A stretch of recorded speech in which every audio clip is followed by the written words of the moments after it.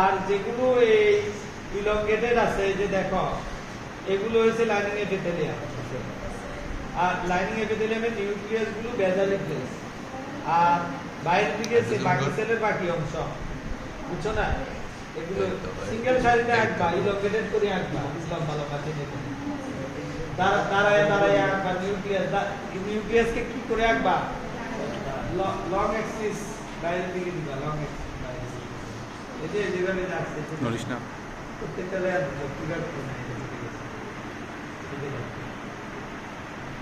ঠিক আছে। তাইলে এটা হচ্ছে গ্যাস্ট্রিক ফিড, এটা এখানে কত লেভেল করা আছে ফিড, ঠিক আছে। বুঝছেন?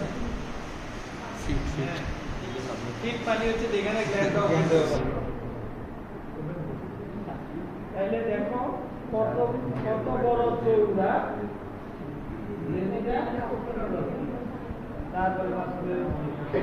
তারপরে নিউক্লিয়ার পরে তো নিউক্লিয়ার আছে, এরপর সাবনিউক্লিয়ার কমন স্ট্রাকচার যেগুলো সব দেয়ালে থাকে এখানে তাই আছে, ঠিক আছে না?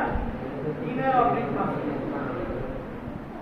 মিডল সার্কুলার মাসল, আউটার লongitudinal মাসল, আর এটা ক্যারোসা। বুঝছো?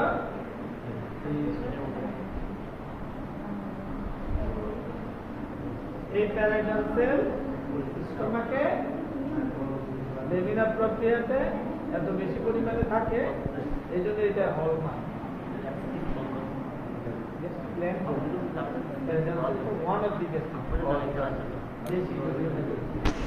যদি কারো কপাল খারাপ হয় তাহলে জিজ্ঞাসা করবে প্যারাইটাল সেল আর কোথায় পাওয়া যায়।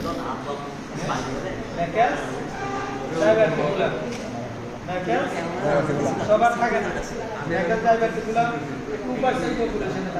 তাহলে আমাদের 115 জন স্টুডেন্ট হলে 2 জন স্টুডেন্টের কি আছে?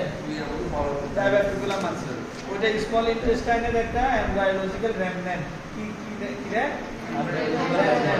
এমব্রায়োলজিক্যাল রেমনেন্ট।